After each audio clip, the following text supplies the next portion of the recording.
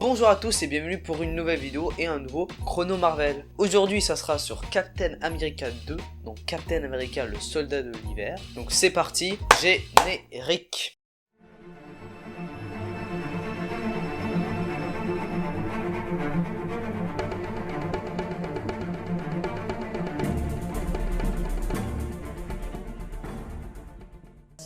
Donc, Captain America, le soldat de l'hiver, réalisé par les frères Russo. Donc, si vous connaissez les frères Russo, vous savez qu'ils ont réalisé Avengers 3 et 4, mais ça, on verra plus tard. Et écrit par Christopher Marcus et Stephen McFeely, qui sont un duo de scénaristes, qui ont travaillé aussi, je pense, sur 6 films du MCU. On compte Avengers 3 et 4, bien évidemment, mais il y en a d'autres. On compte celui-là, on compte aussi, je pense, Thor, le monde des ténèbres. Donc voilà, ils sont un peu habitués au Marvel, ils connaissent le milieu. Niveau du cast principal, ça n'a pas beaucoup changé. On a Sebastian Stan, on a Chris Evans, on a la team habituelle et on ajoute aussi Black Widow, donc Natasha Romanoff aka comment ça s'appelle l'actrice déjà, et aussi on a Nick Fury, tout ça, voilà la base. Le film est sorti aux États-Unis le 4 avril 2014, alors qu'en France il est sorti, je pense, une semaine avant, un mercredi, donc le 26 mars, je pense, c'est un mercredi. Donc le film a un budget de 170 millions de dollars US, bien sûr, et le box-office, alors j'ai pas vu le box-office, je vais aller voir ça tout de suite.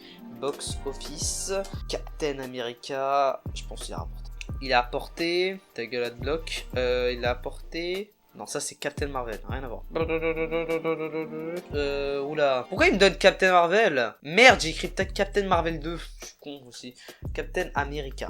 714 millions de dollars US, donc presque 2 fois celui de Captain America 2, donc c'est un très très bon succès. Et on va voir avec Captain America Civil War que c'est encore plus. Mais ouais, donc c'est un très bon investissement bien sûr. On passe de 170 millions à 714 millions. On voit que Marvel, le budget, dès que Disney arrive, ça bump. Mais ce qui est intéressant, c'est qu'est-ce que ça raconte Captain America 2. Donc, un petit résumé comme ça, voilà, je vais pas faire des longs résumés parce que c'est un peu long, ça fait la vidéo un peu ennuyeuse, donc je vais faire des petits résumés que j'ai écrits sur mes notes mais que j'ai trouvé sur internet vite fait, qui résument beaucoup mieux. Donc 2 ans après les événements cataclysmiques survenus à New York, donc Avengers 2, ça se passe 2 ans plus tard, 2012-2014. Donc on sait que au niveau chronologique, Marvel, ce film se passe en 2014, c'est factuel. Avec des Avengers, bien sûr. Marvel's Captain America, le soldat de l'hiver, Steve Rogers alias Captain America, vit tranquillement à Washington DC, donc la ville, la capitale, et tente de s'adapter au monde moderne. Mais lorsqu'un collègue du Shield est attaqué, Steve se retrouve mêlé à une intrigue qui menace de mettre le monde en danger. S'alliant à la veuve noire, donc Black Widow, Captain America s'efforce d'exposer la conspiration qui s'étend de plus en plus tout en luttant contre les assassins professionnels qui cherchent à le faire taire à tout moment. Là on parle du Shield parce qu'il y a une conspiration qui se crée au Shield, une sorte d'organisation dans l'organisation qui veut détruire le Shield. Et donc, qui veut détruire le Shield? Hydra. J'étais où? À tout moment. Lorsque l'ampleur du complot est révélée, Captain America et la veuve noire demandent l'aide d'un nouveau allié, le Faucon, première apparition. Cependant, ils se retrouvent bientôt face à un ennemi inattendu et redoutable, le soldat de l'hiver. Qui, spoiler, on découvre que c'est le coéquipier de Captain à l'époque de la Seconde Guerre mondiale, Bucky Barnes. Donc voilà, c'est un léger vraiment résumé, mais bien sûr on va rentrer dans les détails quand on va parler de la critique, quand on va aller dans l'analyse bien sûr, désolé le micro, parce que il y a des éléments très importants qui vont vraiment avoir un impact au niveau surtout de la phase 2 et de la phase 3, parce que à la fin du film, spoiler, Hydra et le Shield se font détruire, donc il n'y a plus d'organisation qui gère les super-héros en général, donc Iron Man n'est plus allié au Shield, Thor non plus, de toute façon il n'était pas très présent, Hulk non plus, Captain surtout qui était vraiment investi pour le Shield n'est plus présent, donc, surtout Black Widow aussi qui travaille avec le Shield depuis bien avant qu'Iron Man rejoint. Donc voilà, mais ça d'abord on va parler de mon avis, qu'est-ce que j'en ai pensé du film. Franchement, je vois dans les critiques qu'il a été beaucoup apprécié ce film là, on y va environ genre 80%, ce qui est une très bonne note. Les points positifs, c'est vraiment, il y a des très jolis plans que je trouve vraiment cool. C'est surtout les plans où Captain America court. Je sais pas pourquoi ils font un sort de travelling où tu vois, on voit de loin Captain courir, après ça zoom stylé et ça fait un mini plan séquence où il court et j'aime beaucoup.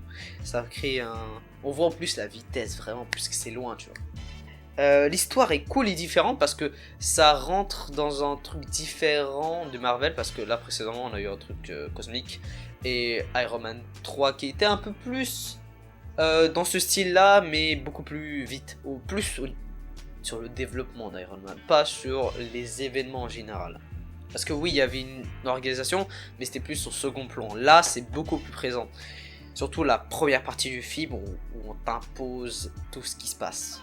Le négatif, la relation entre le Captain America et le Soldat d'hiver est un peu, surtout la réconciliation. Je me rappelle plus si la réconciliation arrive dans Captain America 3, donc Civil War, ou dans le 2, mais s'il n'y a pas dans le 3, ce point négatif sera présent parce que certes ils sont amis bien sûr, mais puisque maintenant Bucky Barnes est devenu méchant, bien sûr, dans ce film là, du méchant, je ne vois pas l'évolution. Je vois un léger évolution parce que il a quelques flashbacks de Captain America, mais il n'y a pas plus. Même à la fin, il est pas vraiment gentil, juste il sauve Captain parce que genre il l'a déjà sauvé avant. C'est un peu genre voilà, tu m'as sauvé, je te sauve, c'est fini. Tu vois. C'est ça qui me trouve un peu dommage. Quelques scènes de combat brouillon, c'est un peu le gros problème qu'on critique à les frères Rousseau à la réalisation. Souvent, c'est leur fight, comment ils filment leur fight, c'est un peu bordélique. Genre, des fois, il y a des plans qu'on peut supprimer pour que ça soit plus dynamique, mais des fois, ils ajoutent trop de plans, ce qui fait que t'es comme, ouh là, on est où, tu vois. Qui frappe qui, voilà. Ça, c'est un peu dommage. Mais vraiment, à part ça, il est vraiment cool ce film. Personnellement, je suis pas un grand fan de Captain America, mais je trouve que celui-là, il ajoute un truc. Il ajoute un truc vraiment différent. Surtout parce qu'à l'époque, le Captain America 1, c'était un truc à la Seconde Guerre mondiale shit. Voilà. Donc je l'ai donné un... Maintenant, mes notes, il y a des points. Donc si je donne un chiffre, par exemple 6.1, je mets des trucs comme ça. Donc Captain America 2, je l'ai noté 6. Non, pas 6, quand même, il faut pas abuser. 7.2, donc c'est un bon film. Pour moi, les notes sont un peu trop hautes, je trouve. Mais pour moi, c'est un bon film. C'est un bon Marvel, efficace, il fait le taf. Pour les éléments importants de la chronologie, donc ce qu'on parlait. Voilà, vous savez que la caméra se coupe, du coup, je prédicte un peu. Donc pour les éléments de la chronologie, alors on a 3 éléments principaux. Qu'il y en a qui est un peu moins... genre ok, bien sûr on a l'arrivée de Faucon qui sera important pour la phase 4 parce que ça sera, spoiler, le prochain Captain America puisque Captain America est décédé dans Avengers Endgame, donc il prendra sa relève. Mais pour l'instant c'est encore le Faucon, on a la première apparition, petit début.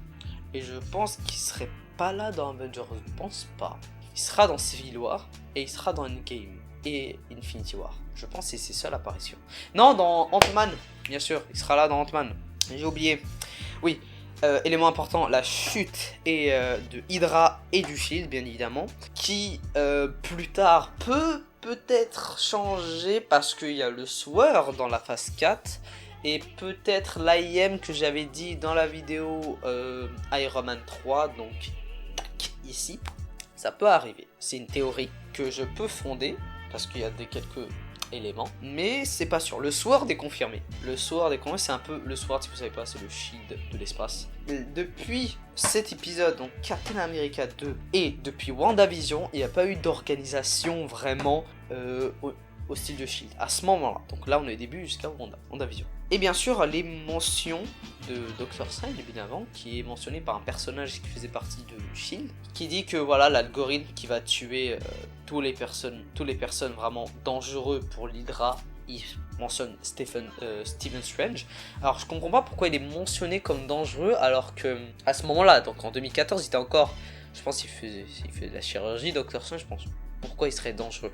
À part qu'en 2014, il était déjà Doctor Strange, ce qui est peut-être vrai. Donc ça peut être une théorie intéressante à l'époque de 2014. Ça peut faire du sens parce que la scène post-crédit de Doctor Strange, c'est Thor Ragnarok 3, clairement, donc Thor 3. Mais peut-être, ça veut pas dire que la scène post-crédit de Thor, de Doctor Strange, fait que le film se passe en 2017. Ça se peut que le film se passe en 2014, mais si je regarde le film encore, ça se peut qu'il y a des trucs faux. Hein. Peut-être la mention de la guerre, les Avengers sont séparés, hein, on sait pas. Mais en tout cas, si pourquoi il mentionne Stephen Strange alors qu'il était encore juste syrien et pas vraiment dangereux. S'il aurait dit, je sais pas moi, Ant-Man, tu vois.